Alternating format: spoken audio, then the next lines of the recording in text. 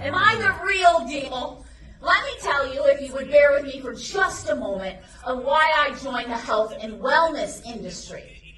So, first of all, I was born and raised in a small town. Any other small town folks in the room? Raise your hand if you're from a small town. Woo! Small town folks, unite. Okay? My dad was sheriff.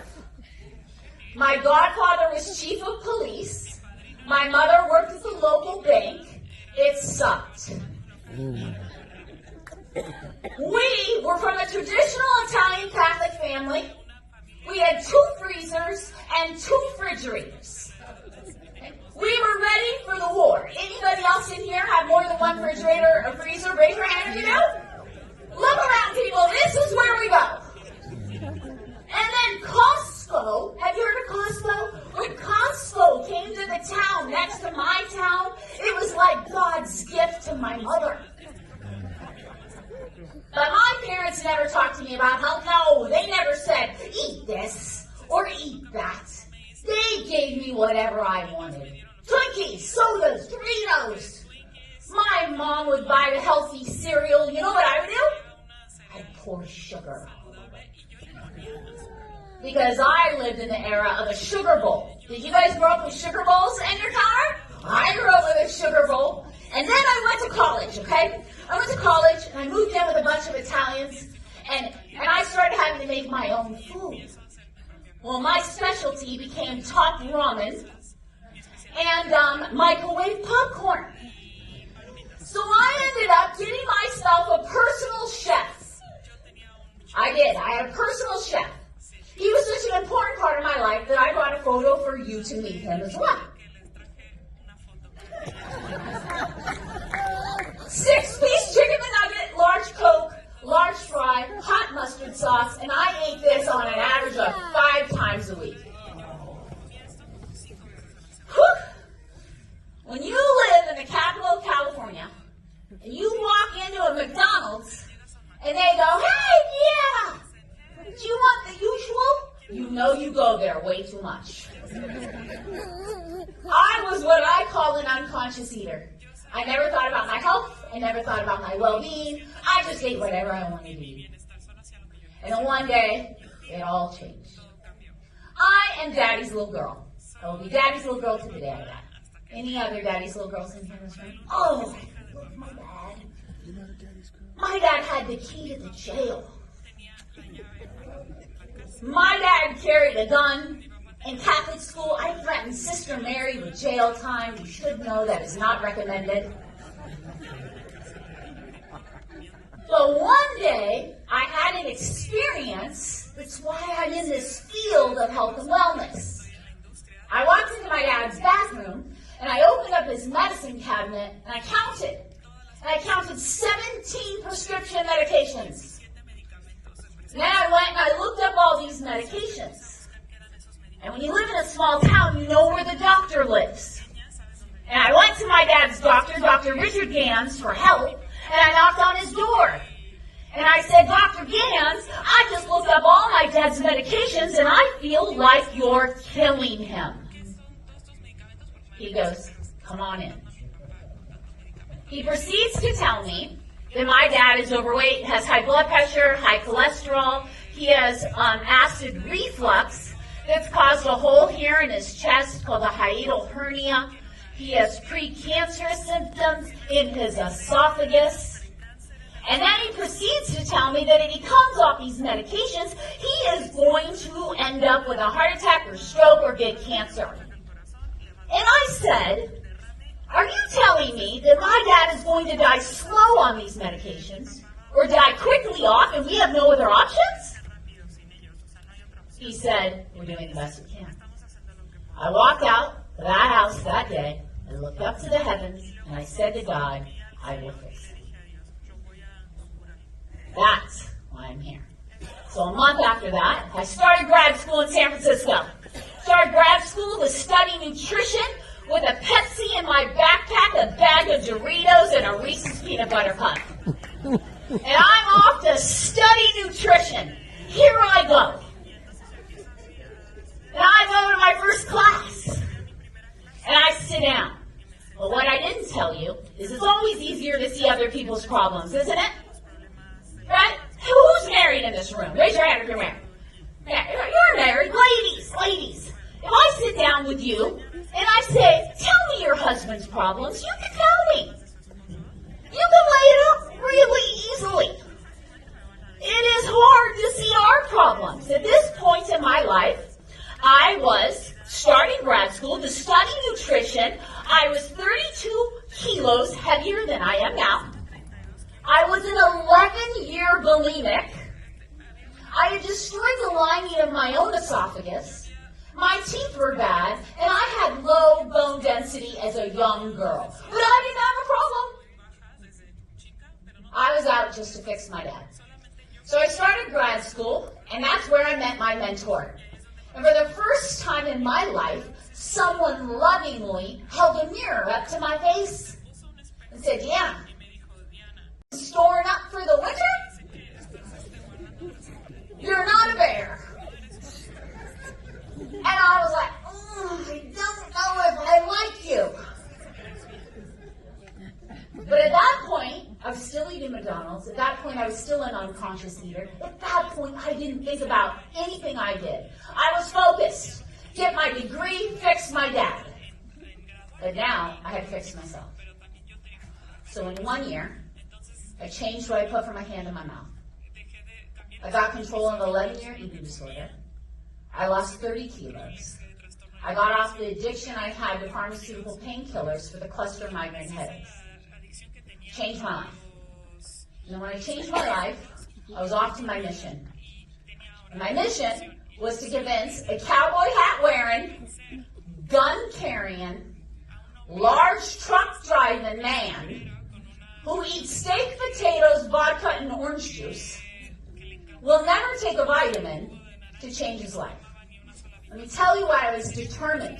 My dad's dad died 2 weeks before my mom and dad got married. It's awful for him. My dad's brother died younger than him. My dad's sister died younger than him. When you look at the history of my father's family, they die young. And I had a moment where I was like, my dad, the person I love and admire more than anybody in this world, is not going to see me get married and have children. I wasn't okay with that. So I took my mentor from San Francisco and we went to the ranch. We got in there late at night. The next day we woke up in the morning and I started talking to my dad. This is my moment. And his eyes are rolling in the back of his head. And my dad, here's my dad, my mom. My dad is thinking to himself, who is this freak my daughter brought from the city? My dad is not listening to me. And I feel like my chance is slipping away.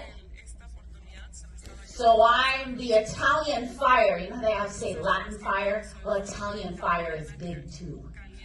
The Italian fire came out of me and I said, Dad, if you do to me what your dad did to you, I will never forgive you. Don't you love me enough to be around to see me get married and have children? He turned really red in the face. And he slammed his fist in his hand. He said, I will give you 6 months. And at the end of 6 months, I don't want to hear another word out of your mouth. Do you understand me, young lady? And in that moment, I really wanted to sing the song Celebration, but I knew that would make him mad. So instead, we went out on the ranch. This is one of our horses. I took my mentor for a ride, and we went on a ride. That next day, my dad started cutting everything out. I got rid of a freezer full of food, donated it to the local church. I almost killed my Italian mother by doing that, by the way. I donated it. My parents changed their eating. They started being conscious about what they were putting in their body. I introduced them to the world of health nutritional supplements. 3 months into it, my dad said, I will never go back. 5 months into it, my rancher father was telling his cowboy buddies that they were all killing themselves.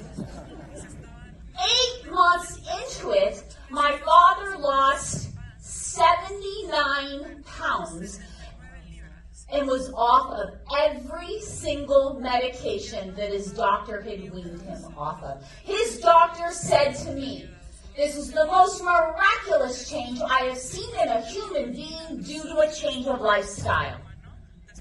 And guess what? My father lost 79 pounds. My mom lost 22 pounds. The dog lost 8 pounds.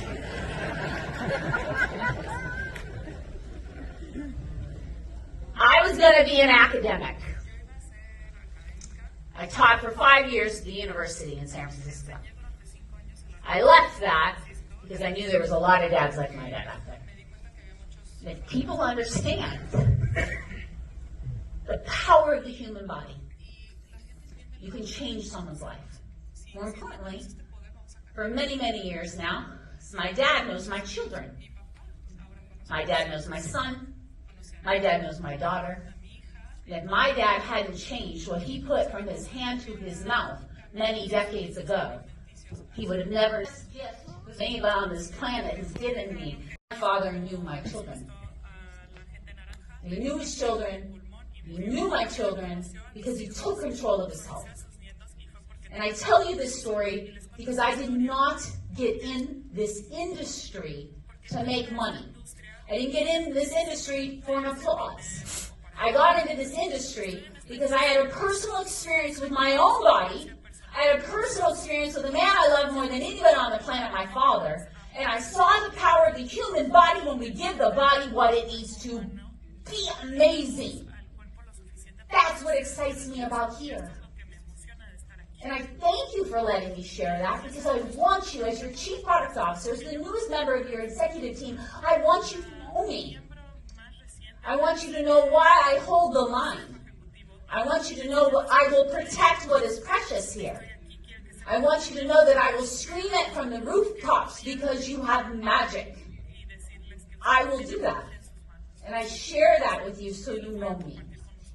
And if I don't know you, tonight at the gala, come find me. Sit down, introduce yourself. I want to know you. And now, thank you.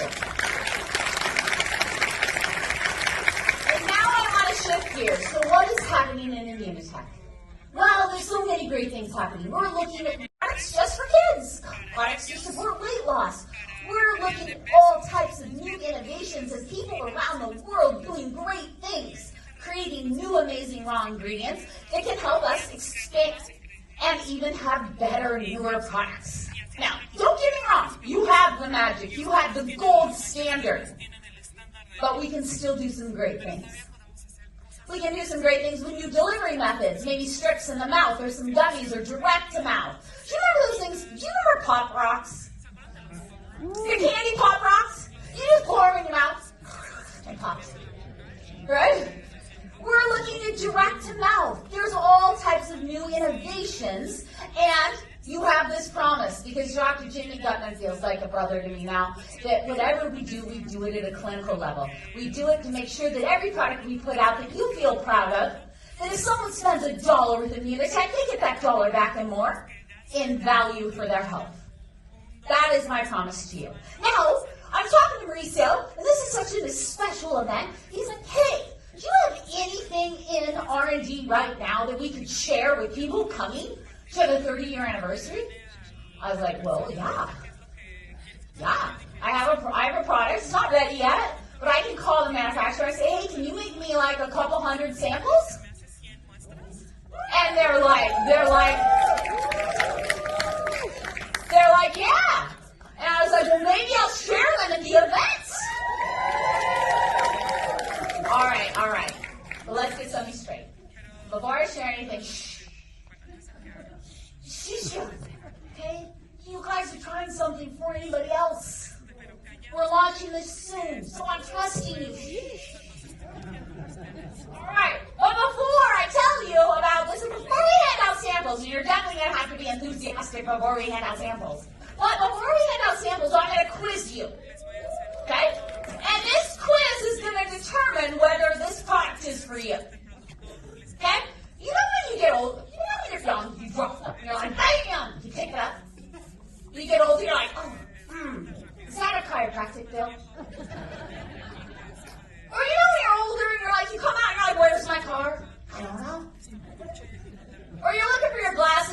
your head the whole time? Yeah. Okay. This quiz might be for you.